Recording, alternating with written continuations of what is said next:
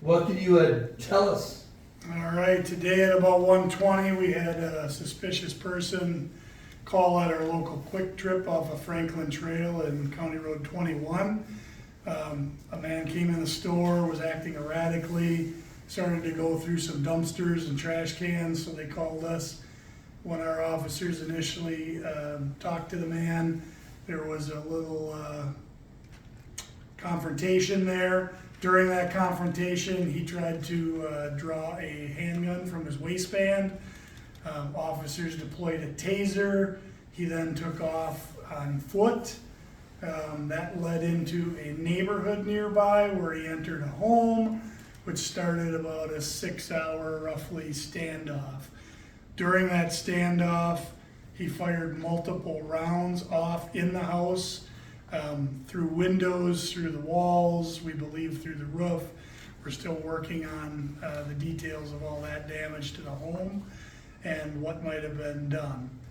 No one was hurt in the incident. Huge thank you to our partners. We are a member of the Tri-City SWAT team, which is all the departments in Scott County and Carver County together. We also had assistance from Bloomington, Burnsville, Egan, Edina, Minnesota State Patrol, Eden Prairie. I know I'm forgetting somebody, Shakopee, Savage. This is one of those calls where really it's an all call and you need as many hands as possible to get through that. The weather, although warmer than it has been lately, still when you're standing out, in the cold for 4 or 5 hours can be a challenge to the officers. They just did an exceptional job. The negotiators for our Tri-City team talked to the man on and off throughout the encounter and were eventually able to get him to surrender without incident. He is taken into custody. He's going to be evaluated at a local hospital and then brought to the Scott County Jail. 31-year-old white male. We're still working on a full ID and full identity on him. When we have that, we'll get that out to you. We obviously don't have a booking photo at this time. As soon as we get him through booking, we'll have that available as well. To your knowledge, do you have you or your officers ever had any confrontation with this person before? Is he known to you? He's known to law enforcement. His contacts with the Prior Lake Police Department have been small to none. I don't know the exact number on that, but he is familiar with Scott County law enforcement for sure. Were there any firearms in the house that he gained access to? We believe so, but we don't have the definitive on that. Don't know if they were accessed and used, don't know if they were just accessed. That'll all come out through the investigation over the next few hours. When the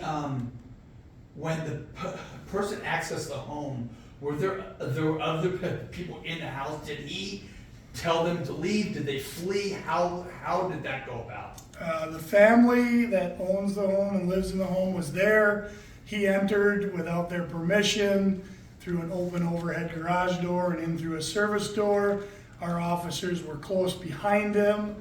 Then there became this kind of confrontation between family going, oh my God, who is this in our house?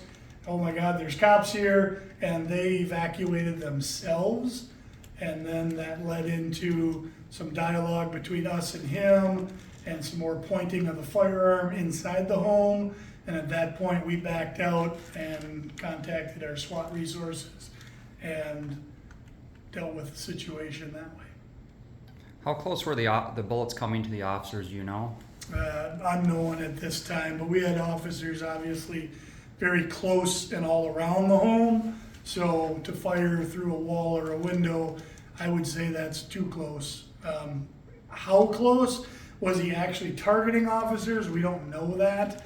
We're hoping that through the investigation, maybe some of that will become more clear. And I presume there's some damage in the home.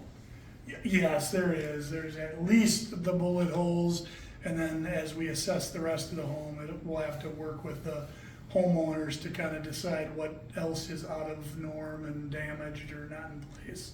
Spotted the bomb squad. arriving, was there a threat of a bomb or any kind of? No explosive? threat of bomb.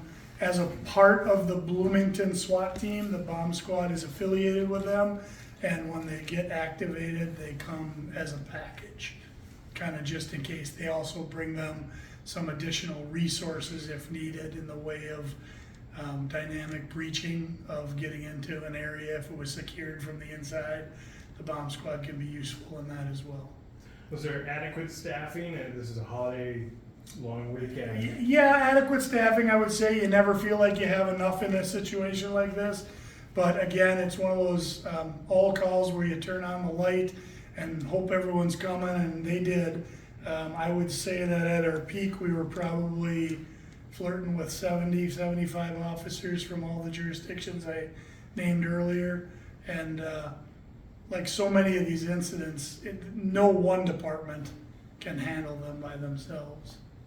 What was it that, in the end, got him to surrender? Was it just de-escalating and getting him to come out? What was it that that helped him? I would say surrender? it's absolutely de-escalation and the talent of the Tri-City SWAT negotiators. They talked him through a series of calls, sometimes good communication, sometimes bad, and ultimately led him to realize that surrendering peacefully was the best outcome and the best answer. That was not always his stated intent throughout the day. Was there any neighboring residents that got hit by gunfire? That'll come out in the investigation. We don't believe so, but again, not knowing all the full trajectory of those rounds at this point, we could find out that no people were harmed, but we could find out that nearby homes were hit. I don't know the answer to that right now, though. Nothing obvious. Nothing obvious. Okay. No reports, no calls, nothing that we can obviously see. And just to confirm, there's no longer a threat. No longer a threat. We've withdrawn the shelter-in-place order. Everyone's good to go. There's still a lot of police activity near the home because of the ongoing investigation, but no threat to the public or anyone in that home at this time. And Mr. Frazier, what's your rank? Are you the police chief? I am the chief of police for the city of Prior Lake. Okay.